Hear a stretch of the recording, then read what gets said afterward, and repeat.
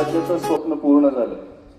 एक आदर्श माता काय असते आणि आपल्या मुलावरती काय संस्कार केले जातात याचं एक मूर्तिमंत उदाहरण आतापासून भूतकाळात आणि भविष्यकाळात जितक्याहून काही पिढ्या जन्माला येतील त्या सर्व पिढ्यामध्ये राजमाता जिजाऊसाहेब एक सबंध जगाला आदर्श म्हणून आहे.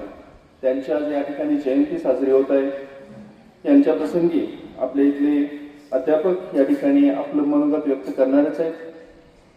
त्याचबरोबर पुढचं व्यक्तिमत्व 12 जानेवारी या ठिकाणी जयंती साजरी होत आहे. यांच्या आयुष्यातला एक प्रसंग मी तुमच्यापुढे मुद्दाम या ठिकाणी उपस्थित करतो आहे. गुरुकुलची मुलं आपल्या सर्वांना माहित आहे की आपलं ऍडमिशन होत असताना सुद्धा एक आपली शिफारस लागते. या ठिकाणी तुमच्या गावचे कोणतरी प्रतिष्ठित व्यक्ती तुमच्याबद्दल शिफारस देतात आणि मगच आपल्याला या ठिकाणी ऍडमिशन मिळतं. हाच एक मुद्दा मी तुमच्यापुढे मांडतोय विवेकानंदांच्या आयुष्यामध्ये घडलेला. सर्वजण म्हणतात शिकागो परिषद विवेकानंदांनी गाजवली, पण त्या अगोदर घडलेली घटना ही आपणा बऱ्याच जणांना माहीत असेलच असं नाही. नेहमीप्रमाणे विवेकानंद ज्या दिवशी शिकागो परिषद होती त्याच्या अगोदर 2 महिने अमेरिकेत जाऊन पोहोचले.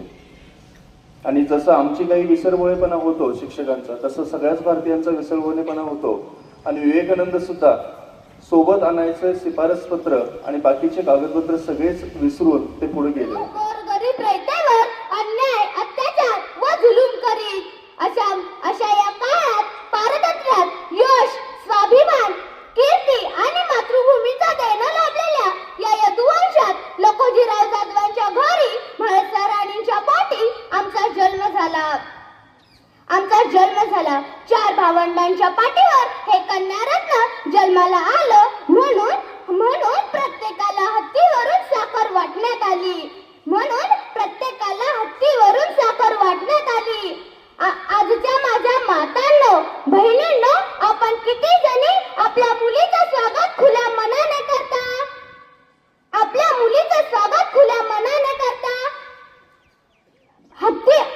हत्तीवरून साखर वाटण्याचा काळ गेला हो. पण आपल्या मुलीचं खुल्या मनाने आपल्या मुलीचं कौतुक करणाऱ्या माताही खूप कमी आहेत. ज्ञानाचा दीप हातात, भारत माझा श्वास, जगाला शिकवला मी मानवतेचा खास. ज्ञानाचा दीप हातात, भारत माझा श्वास, जगाला शिकवला मी मानवतेचा खास. काही ठळक बातम्या. 1. गोडेगाव मधील गंजकेश्वर सहकारी कारखान्यावर 500 मुंग्यांचा सशस्त्र दरोडा. 2. सुप्रसिद्ध उद्योगपती श्री उसाप्पा गराप्पा चिपाडे यांच्या बायकोने लाटणे फेकून मारल्यामुळे निधन. 3. बायकोच्या ऑनलाईन खरेदी. पेताळेवाडीतील प्रसिद्ध पेताडे श्री स. दाटुल्ल यांनी कोरोनावर शोधली जालिम लस. 5. चक्रकेश्वरवाडीतील प्रगतशील फळबाग शेतकरी श्री स. दा. बोंबलबिक्के यांच्या आंब्याच्या झाडात चिंचा लागण्याची निष्पन्न. आता बातम्या ऐका इसकटून. गोडेगाव मधील श्री गंजकेश्वर सहकारी कारखान्यावर काल पहाटे वॉचमन साखर झोपत असताना 500 मुंग्यांनी कारखान्याच्या तापलेल्या बॉयलरवरून गुपचूप कारखान्यात प्रवेश करून साखरेची तब्बल 5000 पोती रातोरात लंपास केली. ही बातमी कानावर पडताच त्यांनी पुण्याच्या जहागिरीचा विकास केला. स्थानिक लोकांना अभय दिले व प्रशासनातही लक्ष घातले. राजमाता जिजाऊ या दैववादी नव्हत्या, तर त्या प्रयत्नवादी होत्या.